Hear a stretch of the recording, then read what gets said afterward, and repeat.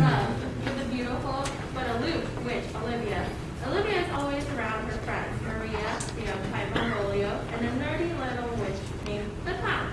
Also present are Olivia's cousins, Kobe and his friend, Andrew, who is also infatuated with Olivia. Both wizards annoy the others with their mischief and constant drunken shakes. It is to Olivia that Viola, a beautiful and kind witch, flees after a dark wizard causes her train to crash. To keep herself safe from the dark wizard, Viola disguises herself as a man named Cesario and befriends Arsenio. Viola's twin brother Sebastian was also in the crash. Viola assumes that he has died, but he is saved by Antonio, who quickly falls in love with Sebastian. Viola, still disguised as a man, falls in love with Orsino, but is forced to help Orsino win over Viola. As Olivia becomes infatuated with Cesario and Sebastian makes his way to Illyria, confusion ensues. Let the magic begin.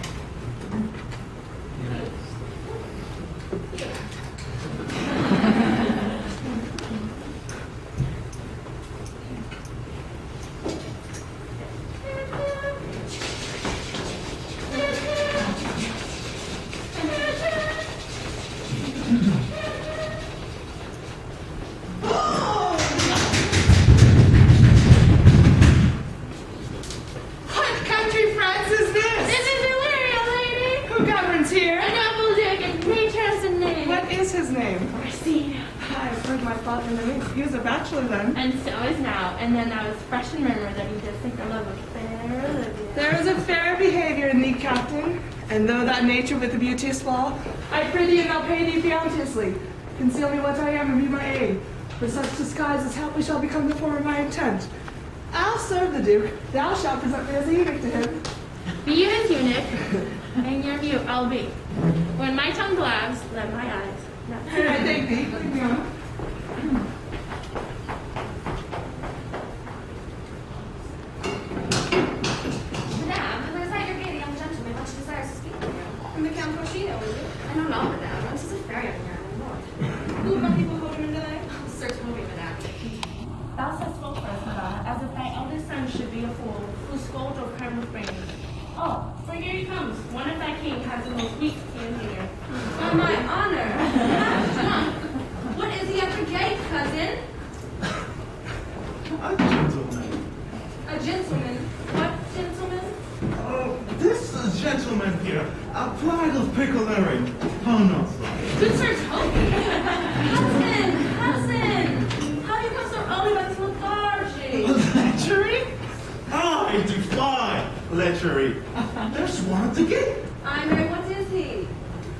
Let him be the man, and he will. I care not. Give me faith, say I. What's your name, my fool? A drowned man, a fool, a madman.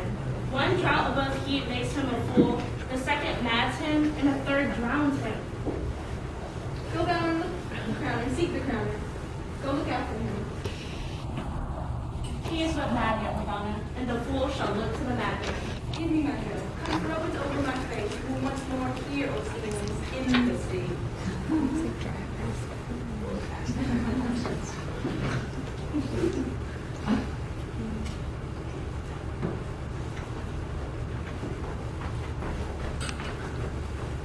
If the Duke were to continue this favor towards you, Cesario, you are to be much advanced. He hath known you for 3 days and already known you a stranger. You either fear his humor by negligence, that you call in question the continuance of his love. You seem constant, sir, in his favors. No, believe me. I thank you. Here comes the Count. Who saw Cesario home? On your attendance, my lord, here. Stand you a while, Luke Cesario, thou knowest no less to all. I've been clasped to the book, even of my secret soul. Therefore, good Duke, address thy gate unto her. Be not denied access, stand at her doors. Sure, my noble lord. If she be so abandoned to her sorrow as is spoke, she never will admit me. Be clamorous and leave all civil bounds rather than make unprofited return. Say I do speak with her, my lord. What then? Oh, then unfold the passion of my love. She will tend it better in thy youth than in a nuncio's of more grave aspect. I think not so, my lord. Dear lad, believe it, for they shall yet belie thy happy years that say thou art a man. To woo your lady, yet a barful strife. Whoever I woo, myself would be his wife. The honorable lady which is she? Speak to me, I shall answer for her. Your will. I pray you tell me if this be the lady of the house, for I never saw her. I'd be loath to cast away my speech, for besides it is accents of old head. I take it back thanks and calling. Whence came you, sir? I can say little more than I've studied, and that question's out of my part. Give me modest assurance if you be the lady of the house, and I can proceed in my speech. Are you a comedian? No, my full frown hard. And yet by the very fangs of malice, I swear I'm not the right way. Are you the lady of the house? If I do not usurp myself, I am. Most certain if you are, she, you do usurp yourself.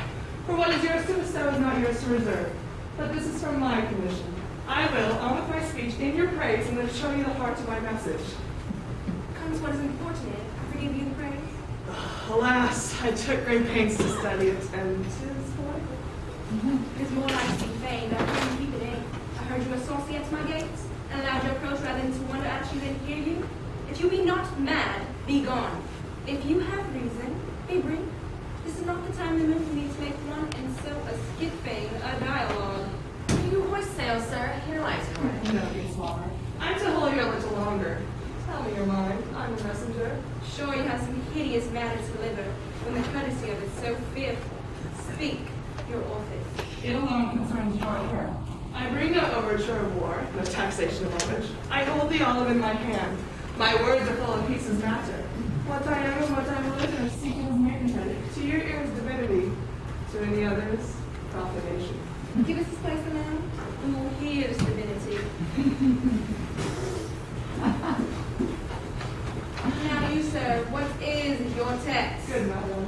Let me see your face. Have you permission from your lord to negotiate with my face? You are now out of your text. But we will draw the curtain and show the picture. Look you, sir, such a one I was present. Is it not well done? Excellently done, if cut at all. Lady, you are the coolest she alive. You'll leave these graces to the grave and leave the world no copy. Were you sent hither to praise me? I see what you are. You are too proud. But if you were the devil, you are fair. My lord and master loves you. Your lord does not know my mind. I cannot love him. Yet I suppose him virtuous, know him noble, of great estate, fresh and stainless youth, and voices full of memory, a gracious person, and yet I cannot love him. He might have took this answer long ago. If I did love you in my master's flame, such a suffering, such a deadly life, in your denial I find no sense. I would not understand it. Why, what would you? Oh, make me a little cabin at your gate and call upon thy soul within the house. Write out loyal canons of contempt love and sing them aloud even though dead night. Cry out, Olivia! Oh, you should not rest between the elements of air and earth. You should pity me. Why, you might do much. What is your parentage? Above my fortunes, yet my state is well. I am a gentleman. Get to your lord. I cannot love him. Let him sin no more unless perchance you. Come to me and tell me how he takes it. I fare you well. Thank you for your pains. Spend this for me. I'm no king of those ladies. My master, not myself, lacks recompense. Love makes us hard to flint that you shall love, and let your fervor, like my master's, be placed in contempt. Farewell, fair Timothy. What is your parentage? Above my fortunes, yet to my estate as well, I am a gentleman. I'll be sworn thou art. Thy tongue, thy face, thy limbs, thy actions, spirits do give these fivefold blazon. Methinks I know that you perfection with an invisible subtle still to creep in at my eyes. Let it be. What on my belly, Here, madam, at your service. Were not that same Venus messenger who left this ring behind him? Would I not tell my nun that desire him to flatter with his lord, nor hold him up with hopes? I am not for him. I do, my Lilio. I will not. I do not know what to fear to find my eyes, too great to flatter for my mind. Ourselves we do not owe. Oh, this greed must be in bitterness so.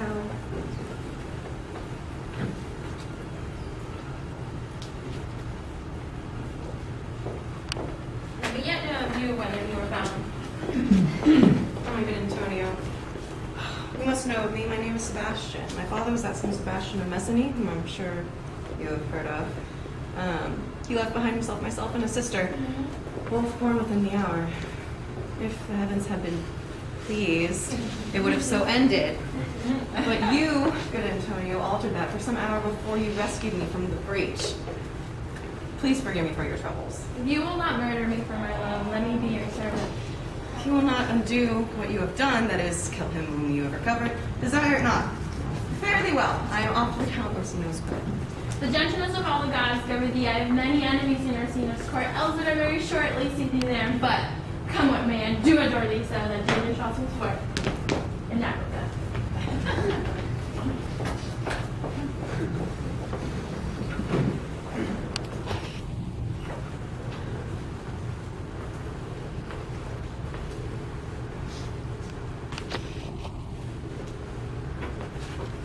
She returns this ring to you, lady.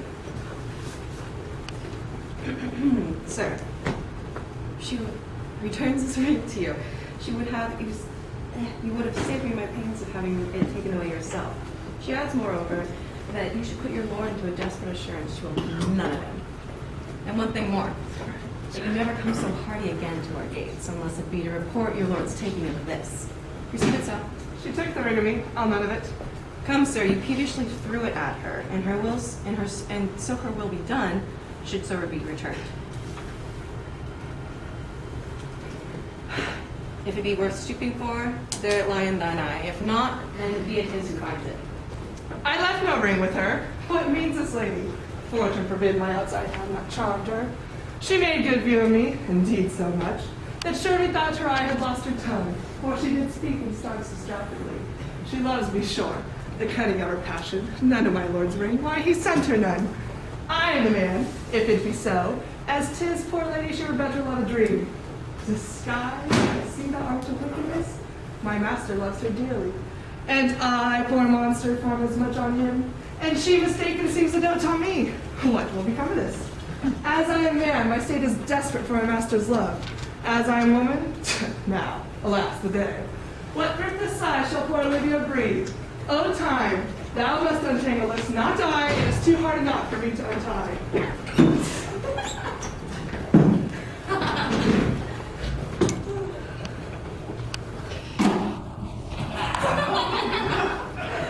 My masters! Are you mad or what are you?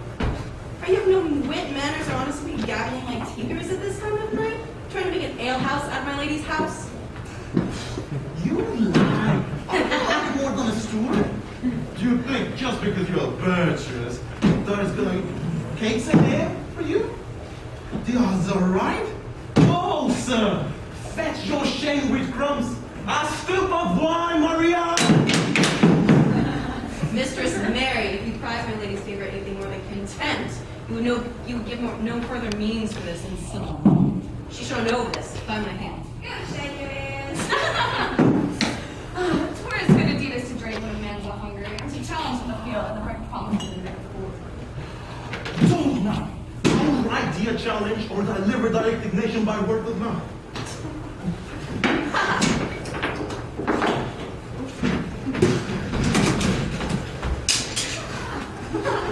Come thither, boy. If ever thou shalt love with the sweet pangs of it, remember me, for such as I am, all true lovers are. Skittish and unstaid, all motion else, save in the constant image of the creature that is beloved. My life upon it, thine eye, young though thou art, thine eye has stayed upon some favor that it loves, hath it not, boy? A little, by your favor, What kind of woman is it? of your complexion. She is not worth thee then. What years in faith? How about your ears, my lord? Too old, by heaven. Let still the woman take an elder than herself. So wears she to him. So sways she level in her husband's heart. For boy, however we do praise ourselves, our fancies are more giddy and infirm, more longing, wavering, sooner lost and worn than women's are. I think it will, my lord. Then let thy love be younger than thyself, or thy affection cannot hold the bent. For women are as roses, whose fair flower being once displayed, doth fall that very hour. And so they are, alas, that they are so to die, even when they to perfection grow. Sooth, but you must, say some lady, as perhaps there is, have for your love a great pang of heart as you have for Olivia. You cannot love her, you tell her so. Must she not then be answered? Once more, Cesario, get thee to yon same sovereign cruelty. Tell her my love, more noble than the world, prizes not quantity of dirty lands, the parts that fortune hath bestowed upon her. Tell her I hold as giddily as fortune, but 'tis that miracle and queen of gems, that nature pranks her and attracts my soul. There is no woman's sides can bide the beating of so strong a passion as love doth give my heart, and a woman's heart so big to to hold so much. They lack retention. Alas, their love may be called appetite. No motion of the liver, but of the palate, that suffers surfeit, cloyment, and revolt. But mine is all as hungry as the sea, and can digest just as much. Make no compare between that love a woman can bear me, and that I owe Olivia. Too well but love women, two men may owe. In faith they are true of heart as we. My father had a daughter, loved a man. As it might be, perhaps for a woman I should, your lordship.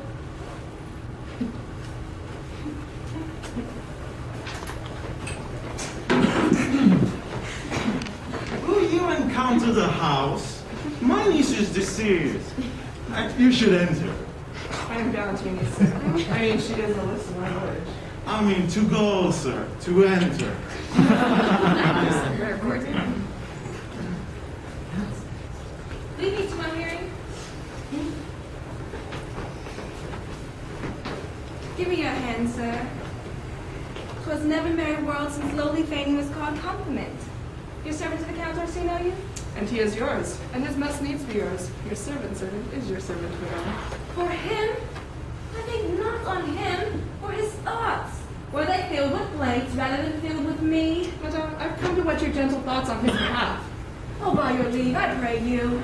I bid you never speak again of him. But, would you undertake another sin? I had rather hear you solicit that from the music from the stairs. Give me leave, beseech you. I did send after you the last enchantment you did hear ring and chase of you. So did I abuse myself, my servants, and I fear me you. Under your hard construction must I sit? To force that on you? And a shameful cunning? But you none of yours. What might you think? Have you not set my honor at stake and bathed it with all unmuzzled thoughts that a tightest heart can think? To one enough is shown a cypress, not a bosom, hide as my heart. So let me hear you speak. I pity you, I am not what I am.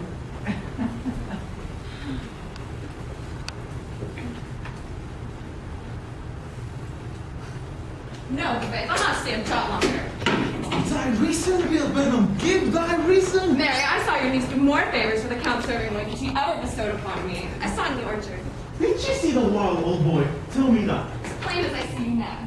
Oh, she did show some favor to you, your sight, only to exasperate you, to awake that dormer's valor, to put fire in your heart and brimstone in your liver.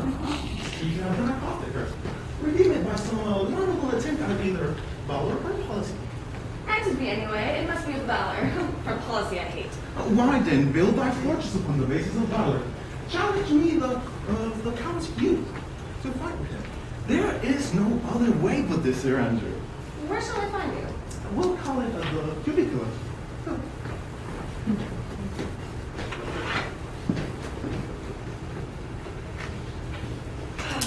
I would not by my will have troubled you, good Antonio, but since you find such pleasure in your pains, I will no further chide you. I cannot stay behind you, my desire, but jealousy what might befall your travel. Being skilless in these parts is to a stranger and guided in a friend often prove rough and unhospitable. My wailing love, the rather by these arguments of fear set forth in your pursuit. Oh, good Antonio. I can no other answer make but thanks. And thanks, but as my worth is, my conscience is firm, you should find better dealing. Come, shall we go see the relics of this town? Tomorrow, sir, fast. Let's go see the blood.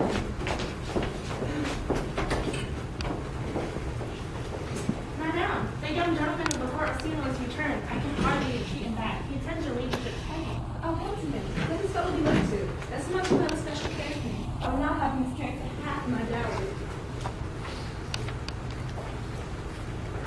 Gentlemen, God save thee. And you, sir? That defense thou hast, we take thee not. Now, I know not the wrongs that thou hast done him. I know not. But thy interceptor, bloody as the hunter, attends thee at the orchard's end. This mound-like tuck be your interpretation, for your asylum is quick, skillful, and deadly. You mistake, sir. I am sure no man hath any quarrel to me. My reverence is very free and clear from any image of offense done to any man. You'll find it otherwise, I assure you. Therefore,